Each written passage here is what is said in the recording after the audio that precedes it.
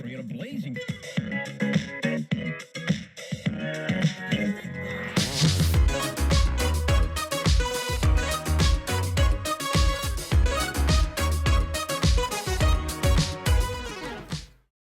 Hey, Dominique, how are you? I'm very well, Dr. Roth. How are you? Great, it's good to see you. Thank you for joining me for this edition of Discover UC, brought to us by Astorg Auto. So we're here at the Capitol Jet Center, which is part of the West Virginia International Yeager Airport, That's right. where you are the director and CEO. So why don't you tell us a little bit about yourself and how you kind of landed in your current role? Absolutely, Dr. Roth. So I'm honored to be the first female to actually have my position. I've been with the airport for 8 years now. Okay. Before that, I was practicing law here in Charleston. That's how I made my way to West Virginia from South Florida. But I grew up in a family that just loves aviation. So I've always been around it. Mom was a Delta flight attendant. Dad always had his pilot's license. So I joke it was only a matter of time before I made my way into aviation as well. So practicing law introduced me to the folks here at the airport, and I couldn't stay away. Fantastic, fantastic. Well, we're glad to have you here, and looking forward to seeing some of the behind-the-scenes things that are happening here at Yeager Airport. I don't know Okay. if you've ever had a chance to drive on an active airfield. I have not. I have not. This is super exciting. Pretty special to get to do that. Not many people can say that they have. So one of your priorities is increasing flights into and out of Yeager Airport.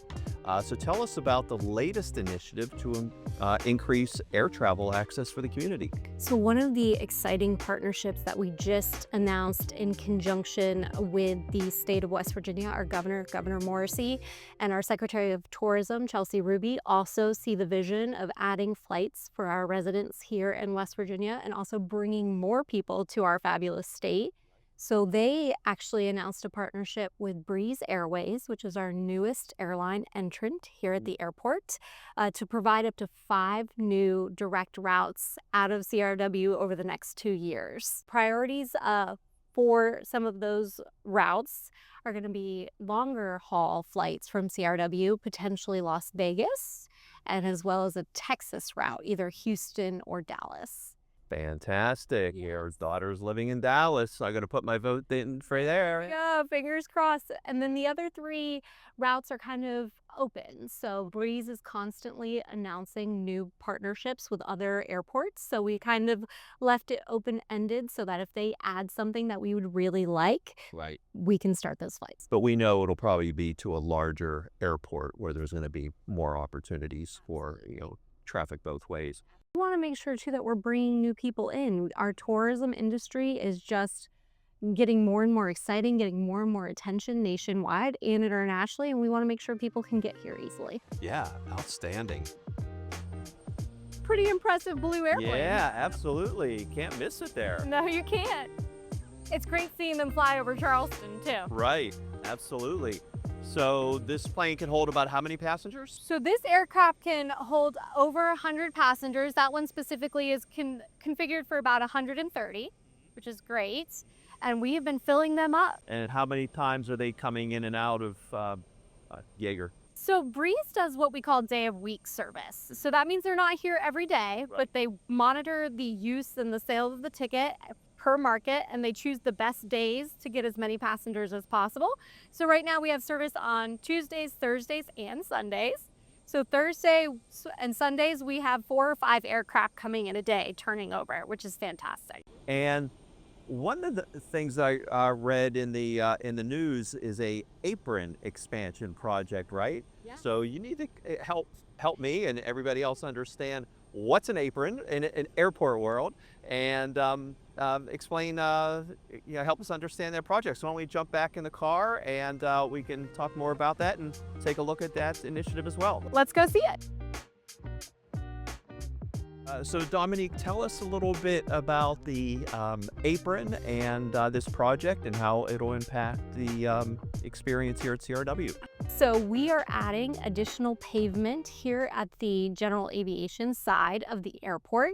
is a huge project because we're also adding, anytime you add impervious surface, you have to add water mitigation control. So that is a big part of this project. There was a lot going on underground to make sure our stormwater isn't affecting anyone negatively and we're being responsible in that way. So this is a $7 million project. It is 95% funded by the federal government. Standing. Yes, we're always happy to be able to bring in federal money at such a high level of investment. And then the airport is responsible for finding the 5% match for that project. So that's a standard, the 95% federal funding? Airports are funded at different levels based on their passenger enplanements. So with a small non-hub airport like CRW, our projects are funded at 95%. That's great. Yeah, it's great to be able to take advantage. And I imagine there must be a lot of competition with other smaller airports trying to get access to those funds to invest and grow. Well, listen, why don't we jump out and take a look at some of the heavy equipment and the work that's happening here on the apron. Absolutely. Good. So I guess a apron expansion is kind of a fancy term for adding to the airplane parking lot. That's right. Airplane parking lots are much more complicated than you would imagine a normal parking lot or even a road project in our state. So this pavement has to be a certain thickness to be able to sustain the weight of aircraft. So we do get a lot of military activity. We have great military partners that really like to come here to West Virginia to do training in the area. We have the beautiful benefit of not having a very busy airspace. And so they can come here, they can practice, they base right out of CJC, and then they spend nights in hotels downtown and spend their per diem at the restaurants. So it really is a very symbiotic relationship between the military and our city. But every once in a while, a commercial aircraft will go down with a maintenance issue. So we could see commercial aircraft here as well for maintenance repairs. Outstanding. This adds a lot more flexibility. That's right. That's great. Well, great. So one of the other things that you have in the plans is some more work in the terminal, right? That's right. That's right. A lot of exciting improvements for our commercial passengers. Really updating the terminal itself so that we can welcome new passengers on different airlines for new flights and have a very pleasant customer experience in the terminal. Great. Well, let's hop back in the car. You tell me a little bit more about that. Love to. Okay, great. So we are going to totally revamp the ticket lobby and the baggage claim area, really bring it into modern times, the future. We are in a very old terminal building that was designed for a different time in aviation, if you will. We're 78 years old here at CRW. Doesn't feel it, but I'm sure there's been some kind of updates along the way. But yeah, I really never thought about the legacy of this great airport. Exactly. So the CRW Next Phase 2 is what we're calling it, will be new flooring, new lighting, a lot of West Virginia touches so that people know where they are when they get off their aircraft for the first time at CRW. And then it also does something else. So airlines look at the cost of operating at an airport when they're making decisions on whether they should add flights or enter the market. So a lot of the work we're doing in Phase 2 is actually to make it very inexpensive to operate here at CRW. We are switching to what we call common use technology, which means that an airline doesn't have to invest in signage or rent a lot of space to operate. They can just come in and use the digital screens that we have up and operate out of any ticket counter they would like. And it really lowers their cost and it's very attractive. So that's a big part of Phase 2.